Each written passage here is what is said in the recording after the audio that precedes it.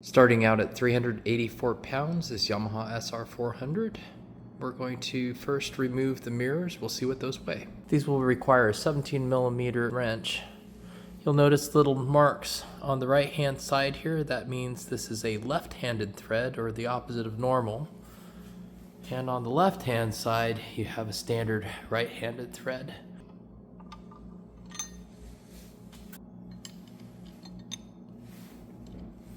Once those lock nuts are unloosened, we can unscrew the mirrors. Here are the mirrors removed, and what I'm going to use is actually the back side of these mirrors, which are, the back side of these turning signals, which are in fact very good mirrors due to the chroming. So it gives you a nice wide angle view, kind of a bubble view of everything that's around you. Just taking those mirrors off gives the motorcycle a much more aggressive look, as you can see here. 1,154 grams is the same as 2.544 pounds. The next thing I'm going to do is remove this front fender, because I'm going to be stuffing some pretty large front tires on this. Because this speedometer cable goes through this little plastic loop, you have to unscrew the speedometer from the hub down here. Yeah, it's a little too, no, actually I got it by hand. If not, it's got a place for an open-ended wrench. So you just unscrew that all the way, and then it pulls straight out. Just like that. Now you notice it's greased, so you don't want to touch that on anything. Part of the reason I film these videos is so I know exactly how things go back together if I ever want to return it. So you first have the fender, then you have the reflector here coming to the front of the bike. Back here, actually, you have a 12mm screw and another 12mm screw back here that we're going to remove. That'll remove both the reflector and the fender. Comes off just like that. Here's that fender. I don't know why it gives me such great joy to pull things off of a motorcycle, but it just does. All right, just the fender weighs 1,419 grams. The right side reflector here actually is the bracket that holds the brake line in place. So we'll probably be replacing at least this right reflector and probably do both sides just to be balanced on each side. Now I'm going to screw this speedometer cable back in place. It should slide in nice and easy. If not, you might have to rotate it just slightly. Now obviously having the speedometer cable hanging free near the tires is going to be a no-no. So we're going to have to figure out some way to make sure that that doesn't hit the tire. I'm going to throw on a set of Dunlop K180 flat track racing tires that will make the front of this bike look a lot more aggressive. Loosen this nut on the axle with a 19mm socket. On the left hand side, loosen these two axle retaining nuts. That'll use a 14mm socket. Make sure that speedometer cable is unscrewed again. Remove the nut, axle nut, and the washer. And then we're going to remove the axle from this side here. Now, it's important when you pull the wheel out that you don't separate this from the hub until you're off the motorcycle. Inside of here is your speedometer gearings. The wheel is off. I left the speedometer hub intact and slowly lowered the bike onto its rear tire. Now we're currently using the center stand to hold it up. Just as a safety precaution, I have absolutely no intention of riding this motorcycle in the rain. Fender is absolutely critical to keep water from splashing all over your helmet, in front of you, etc. So keep that in mind. If you decide to do this, it should be strictly for dry days, never rainy days. Otherwise you're gonna get mud and water in your face. Looking how this tire and wheel are put together, looking at this valve stem, you can see they put the nut on the top. This is from the factory. I want to replace the nut on the tube just like it is shown here. If you haven't done a tire before, I have a video, I'll put a link in the description on how to change out a tire by yourself, so that'll be kind of fun. I'll go ahead and change this tire out. And here's the inner tube along with its nut on the inside of the tire. So that's kind of how it works. So you have one nut inside of the rim and one nut outside of the rim to hold it all together. Because we can and we should, here's a comparison of the new front tire, which is a 120/90/18 versus the original tire, which is a 90/100/18. You can see the height difference. it's pretty considerable. You can see how much of this front tire I was using, which is pretty close to, I would say, 95% of this tire as far as my cornering. So still within limits, but getting close to the edge there. Old tire, tubes and bits, 567 grams. New tube and bits, 751 grams. Weighing myself, looks like I weigh 151.0 pounds. Now I've got the original tire. I'll weigh myself again here. 159.2. So that's a total of 8.2 pounds. Now I'm grabbing the new tire. Let's see what this weighs. 162.2. So that's 11.2 pounds. So we're increasing the weight by 3 pounds. There's the new tire on the rim. I have to unscrew these reflectors, which I think is the best option, or deflate the tire and try to squish it down in order to get in the gap. Getting the disc to go into the calipers was a little bit tricky, but we got it on there. Kind of the look I'm going for. Nice, bold, big front tire, just like a flat tracker would have. Definitely changes the overall look of the bike. You also have to make sure that the speedometer retainer is in the little slot on this little speedometer hub. Put the washer back on the axle, as well as the nut here, and we're going to tighten that loosely. To do that, you'll likely need to put a screwdriver through this hole on the other side of the axle and hold that.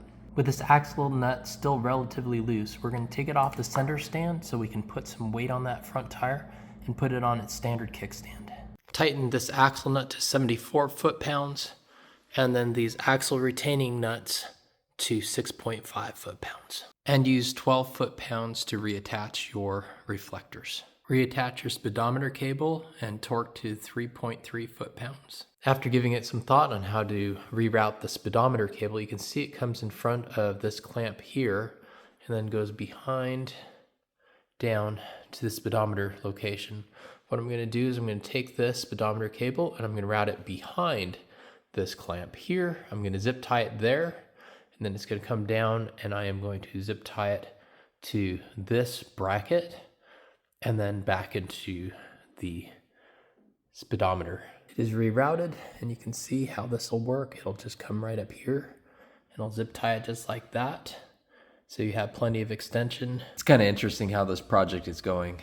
I'm going to remove this rear wheel, and this is the nut that I have to remove. Now, when I put that wheel back on, I'm going to have to torque that to some sort of spec, but you can see how close this exhaust system is to where I'm going to be torquing that. So I don't think I can get a socket on there to torque down properly. So we're going to remove this exhaust system, and the exhaust system actually has, as part of it, a location on it that actually acts as a stop for the center stand. So a number of things are going to happen. I'm going to remove the exhaust. I'm going to do the wheel, replace the exhaust, remove the center stand. Going through and inspecting this is at the front of the exhaust. There is a looks like a screw here that I'm going to have to loosen, and it looks like there's some damage on that screw. I wonder if I've been touching that. It's definitely ground down. So I'll take a look at that once I pull that off of there. Back over here, it looks like there's another screw. And then up here is the primary attachment point. Those are the 3 mounting points. It really does look like this is a scrape. Ground off. I don't know how I'm hitting that on the corners. That's pretty tucked into the motorcycle. Hopefully the new clamp that I'm going to be using is a little bit tighter up to the exhaust pipe. Also want to show how this clamp sits. You can see this sits in a little groove here. It was a 12mm for this one. Obviously I couldn't use a socket since it was ground down. It wouldn't fit, so I had to use an open-ended wrench.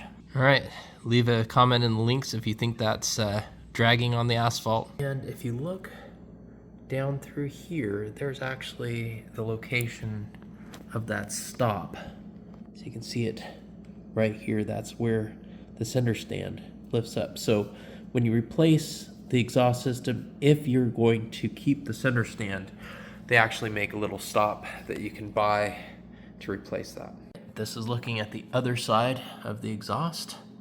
You can see it looks like a nut and bolt here. This pinches this structure, which is another isolation. So I think we just removed this nut and bolt. Using a 12mm socket, you take this nut off, and that came off of here. I think you also use a 12mm hold the bolt end. Then a 17mm socket to remove this screw here. Before you take this screw out, make sure you support the back of this exhaust. Looking down in here, you can see that between this bushing and the actual structure of the bike, there's a washer down there, so I'll keep that in mind. So that's the order. With this giant hex head cap screw removed, it is now time to remove the exhaust. So the way I'm going to do this is I'm going to pull it out slightly and then aim it back. This thing is an absolute lump that weighed a lot, probably more than my tires, both of them together. The new exhaust uses the same mount, so I need a 14mm wrench and a 14mm socket to get these off. Weighing myself, looks like I weigh 150.4. I'm picking up the old exhaust right now, and 166.6, so this thing weighs 16.2 pounds. And this new exhaust system plus the AIS delete, 1,832 grams. That's 4.04 pounds, so the total reduction is 12.16 pounds. I have this exhaust system loosely assembled. As you can see here, I have the mount as well as the clamp. Don't forget about this washer before you put the screw in. I really want this exhaust to tuck as far this way as possible, and so I pushed it and I was able to tighten one of the brackets under here, but the other one has a bunch of stuff in the way. So what I'm going to do is I'm going to remove the wheel now, because I do have clearance to get to this axle nut. I'm going to remove that wheel, and then that'll give me access so I can tighten everything down on the exhaust just perfect, so it's as tucked away as it possibly can be. First thing to do is take note of where the chain adjusters are. It's between the second and the third mark. Yours will likely be different. Loosen this axle nut. It requires a 22mm socket. Remove this nut and washer and the bolt from the back side. I'm using a 12mm ratcheting wrench. And then here's your washer. The bolt is actually a capture on the back side, so it doesn't allow rotation. Unscrew the butterfly nut that is the adjuster for the rear drum brake. Also, the spring will probably come off, but basically separating this rod from the actual brake actuation mechanism. Once that butterfly nut has been removed, the easiest way to do this is push in on the brake pedal, rear brake, and it should extract that rod. Also want to remove the little bit that's in here. I kind of reassembled it here so I don't lose any of the pieces. Next, with the 12mm wrench, unloosen this lock nut on both sides, and then with a 10mm, loosen this chain adjusting screw. Remove the nut and the washer from the axle here, and then while supporting the wheel, remove both of the adjusters as well as a couple of spacers. And just like with the front axle, the rear axle, you may need a screwdriver or something else to hold this side of the axle in order to remove the nut and the washer. Then we got a washer. As I withdraw the axle, I'll be able to remove the chain adjuster on this side. So far, here's the stack that's fallen out. You got the nut, the washer. Here's your right hand side chain adjuster and your left hand side chain adjuster. Notice this top side has notches, bottom side is no notches. There's a spacer on this side of the wheel. This is the chain side. Let's pull that out. And that should allow that chain to fall off that wheel, and we should be able to extract the wheel at that point. Now, it's super critical to not let your drum brake assembly fall off, but I will take it off here because there's really nothing that holds it at that point. So make sure you remove this. Don't tilt your wheel, otherwise you're going to damage your drum. It's finally time. Switch this tire out for a new aggressive tire. Looks like I weigh 150.4 pounds. This is the old tire. As seen earlier, the new tires weigh 11.2 pounds. 162.0, so that's a total of 11.6 pounds. So I'm losing 0.4 pounds. All right, new tires on the wheel. Before we put that wheel back on, we're going to tighten up these exhaust nuts. Get this main bolt, I believe it's an M12 to 43 foot-pounds. I have this muffler joint here rotated so that it's out of the way, so I don't have that grinding in the event that's the cause. This uses a 10 millimeter to tighten it on. The assembly is the reverse of what we did with taking the wheel off. I'll give you torque specs after I get this thing all together. Once you have the chain slack adjusted properly with these adjuster screws, tighten this nut to 92 foot-pounds. Tighten up this lock nut to about 12 foot-pounds on both sides. And this brake torque rod nut to 14 foot-pounds. The final step is to rotate this butterfly until you've got about 1 inch of free play on your rear brake pedal. Now to remove that center stand. You can kind of see how this spring is attached. Remove this nut here. It's a 17 millimeter. Do the same on the other side and then remove the 2 bolts, and the center stand should drop free along with the spring. Center stand and hardware, 1,498 grams. The final step of this madness is to do the AIS delete. You're going to use the little blanking sleeve here. This is the left-hand side of the motor. This is where the air injection occurs. I remove both of these screws here, and then I'm going to loosen these 2 and probably remove this one here. You can kind of see what's going on here. You can see the flange at the bottom and then the sealing gasket, and then my blanking sleeve is going to go right in between the flange and the sealing gasket. Once you've got the blank installed, you're going to tighten these to 7.2 foot-pounds. Not that you're going to get a torque wrench on that. And then also the screws that go in here. I'm going to try and work out the tire pressures needed based on the new tire sizes, which are bigger. That should mean less pressure. I'll show you my methodology. There's no guarantee this is the correct way to do it. I'm going to first figure out the load carrying capacity at the standard pressures and standard tire sizes, and then use that same load capacity to recalculate the pressure based on the new tire size. Since I'm going to be using this bike almost exclusively 2-up, I'm going to use the higher pressures, 29 psi and 33 psi, for the maximum load capacity of this motorcycle as my starting points. The original front tire is a 90-118, and the original pressure is 29 psi. So I'm going to take 29 psi and divide it by 36 psi, and then I'm going to multiply that by 467 pounds to give the actual load on that front tire, which is 376 pounds. Now I'm going to take 376 pounds divided by 639 pounds, which is the maximum load for the new tire, and multiply that by 33 psi to get the new pressure for that tire. And that new pressure is 19.4 psi. Similarly, the rear tire is a 110-90-18 tire, and we're going to take 33 psi and divide it by 36 psi and multiply that by 567 pounds, which gives us a load of right around 520 pounds. And I'm going to take that 520 pounds and divide it by 639 pounds and multiply that by 33 psi to get the new pressure. And that is 26.8 psi.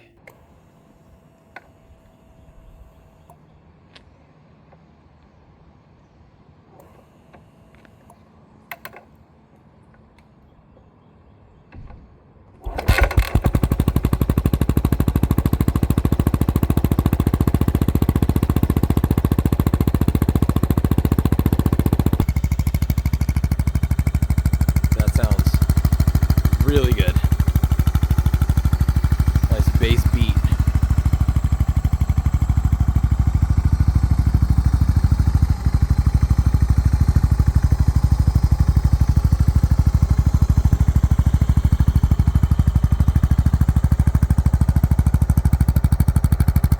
It's not annoyingly loud either. It just sounds super smooth.